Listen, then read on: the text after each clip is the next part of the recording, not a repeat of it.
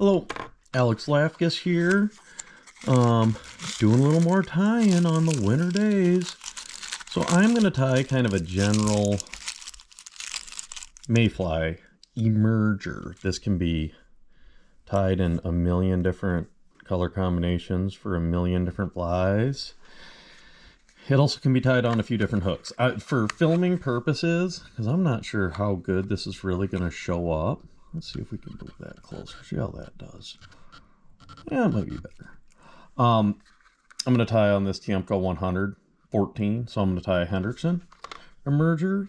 I tie a lot of these also on 2488s, which are, you know, your curved hook. I don't really care that it's heavy because usually when I'm casting an emerger, it is at a specific rising fish. So, and sometimes you get some big fish up on Hendersons, so you want to have that. Little heavier gauge hook isn't bad. Now, you can, like, as I said before, you can change a lot of this fly around. There's a couple things you can do, you know, it's sulfur, whatever, light henny. This is Rusty Dunn ADA uni thread. You can tie it for, yeah, blooming out, whatever. Doesn't matter. It's just a loop wing CDC emerger, which I catch a ton of fish on. And basically what I'm doing in my tying is just giving you guys ideas of what to sit down to tie, have a handful of things for each hatch. First thing I'm going to do is add a little Antron yarn for trailing shuck. Now, if you're tying this on a curved hook, you want to use such a sparse amount of this so that it doesn't flip the hook. You want it just to be a couple of few strands, 6, 5, whatever. When I'm tying the straight shank, it's okay. It can be a little longer because it's going to ride on the surface. You just don't want, you want the back end of that fly to sink the hook when you are doing those curved hooks. So one thing I like to do when I'm tying these type of flies, any of these emerger type stuff, a lot of times I do 2 different colors of dubbing. So I'm going to use one that's more of a shade of the nymph, which is, you know, going to be like that brownish color. And then more of the dun at the head. I don't know. A guy I know used to tie everything like that. And I kind of like the idea and haven't had a reason to change. It's very effective. Whatever dubbing will work, obviously. Some sort of fine dry fly dubbing. The other thing you can do, you know, I've tied a lot of these with biots. I've tied them with about every pheasant tail on the backside, whatever. So you can kind of mix that up depending on what you want. This I'm just going to dub and, you know, just kind of go from there. So super simple. Keep that body kind of thin. More of the nymph colored dubbing. And at this point, we're just going to tie in our CDC. These are super simple, so there's no reason not to have a lot of these in your box. And frankly, you know, a lot might be a stretch. I'm sort of more along the lines of having multiple different patterns, like, and I'm not talking a parachute, a spinner, or whatever. Like, I want to go to the river with 3 or 4 different emerger type patterns for each bug I might encounter. And that is because if somebody were to say, miss a fish, I know, I can't believe people actually miss a fish. Or you find a fish that's been pressured, that happens too. And they refuse one of your flies, you got to have something to whip back at them. You know, when I was doing a lot of guiding, man down. When I was doing a ton of guiding, I would usually be, when a guy was casting one fly, if we had a fish refuse it, I'd be switching the other rod up. Frankly, when you're fishing rising fish, if you slide in and make your approach correctly, it should take 1 to 3 casts. That's it. You may, I mean, you know, when you're dialed in, it's 1. It might be 2, but, so I'm going to add a little hackle here. This is super fine midge hackle. I like this. It's just tiny. You can barely see it. But I just want to have a little bit of something up there to help float that fly a little bit better. And if it's tiny, it's not going to prop the fly up too much. You know, one of the biggest things when you're fishing hatch type stuff is I really just like a piece of lint on the water. I do not want it to stand out. I want it to just, the only way I want to be able to see it is to watch that thing fall out of the sky and hit the water. And that's my telltale of where that fly is. That's what the fish are eating. You can watch duns float up and down the river. They do not eat them. Well, small fish do. Blind fish a parachute, and post hatch, if you're blind fishing, a parachute works great.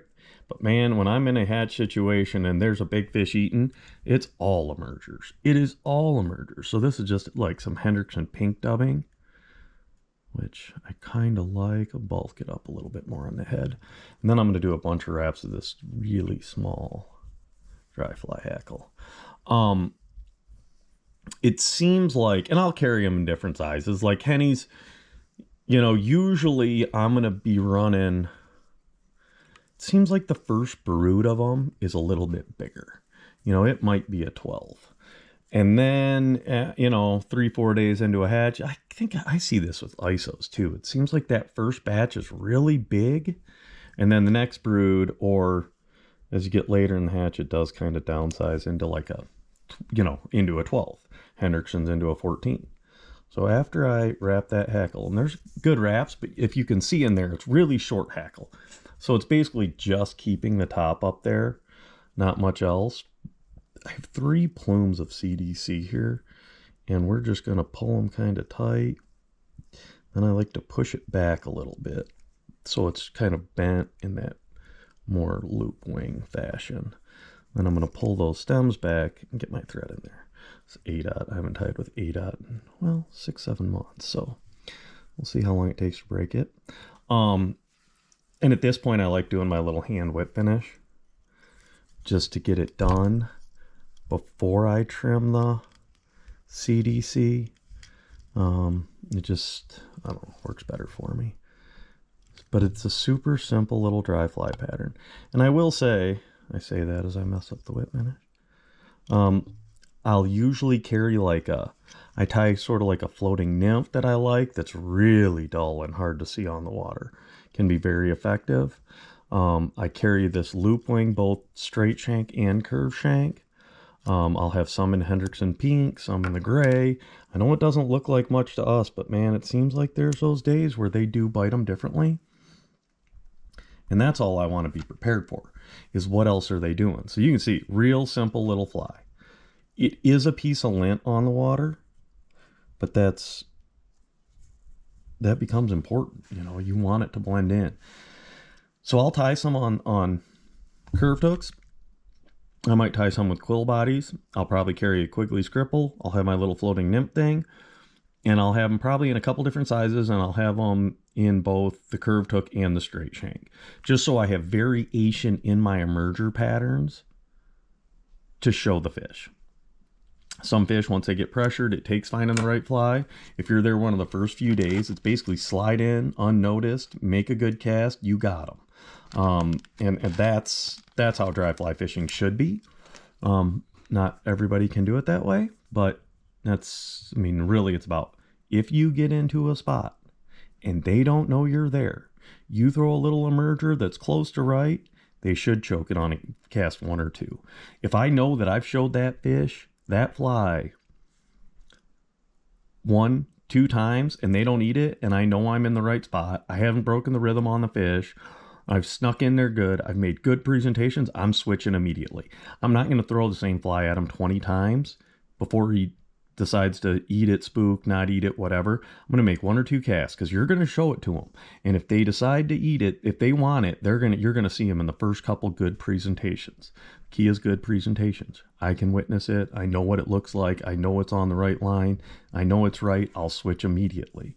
The less capable you are of covering the fish, the trickier that can become. But that's dry fly fishing, man. Super simple fly. But I definitely have some of these in your box. I'd have them for sulfurs, light hennies, even a drake or something. You can tie it for everyone. I tend to keep it on the 14s and smaller. That's sort of what I fish this on. More Quigley's cripples and shucked parachutes when I get up into 12s and bigger. So whatever, something else to do this winter. Yeah, thanks. Hope you enjoyed that video. Like I mention every time, if you got suggestions, let me know. I'd love to have more to do, because it's, well, Winter is what winter is. Thanks, guys.